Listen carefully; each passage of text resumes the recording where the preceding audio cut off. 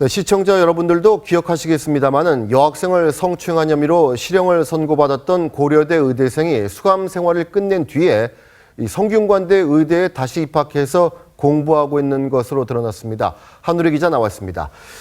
먼저 고려대 의대생이 성추행 사건 5년 전 얘기죠? 네. 그거부터 좀 정리를 해보죠. 2011년 5월입니다. 그 고대 MT를 갔는데 이 학생들이 남학생 3명이 술에 취해 잠든 여학생의 옷을 벗기고 돌아가면서 신체를 만졌습니다. 그리고 이 장면을 촬영까지 했는데요. 더 문제가 된 건 가해 학생들의 태도였습니다.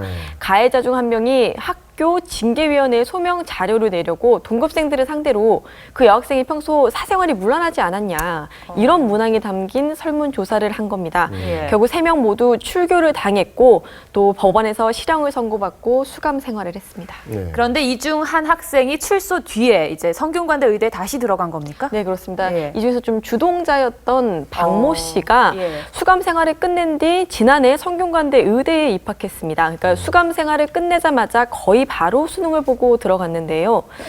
이게 다른 대학 이공계에 다니다가 군대를 다녀왔다 이렇게 학생들에겐 둘러댔습니다. 나이가 좀 많지 않습니까? 그런데 어떤 학생이 성범죄자 알림이 사이트에서 박 씨 이름을 조사해 보니 이제 그때 고대 학생이었던 거죠. 그래서 학생들이 알게 된 겁니다. 동료 학생들 반응은 어땠습니까? 깜짝 놀라서 어제 긴급 회의까지 열었다고 합니다. 그런데 대부분 학생들이 이 학생을 출교시켜야 한다 이런 의견을 냈습니다. 그런데 학교 측은 박 씨가 이미 법적으로 죗값을 치렀기 때문에 출교 같은 또 다른 제재는 할 수 없다. 다만 같은 실습조가 되는 게 좀 꺼려지면 조 편성은 학생들이 해라. 이렇게 답한 것으로 알려졌습니다. 당사자인 이 박 씨 반응은 어떻습니까? 그러니까 학생들 반응은 이해를 한다. 하지만 나도 학교를 포기할 수는 없기 때문에 좀 피해서 조용히 학교를 다니겠다는 뜻을 전한 것으로 알려졌습니다.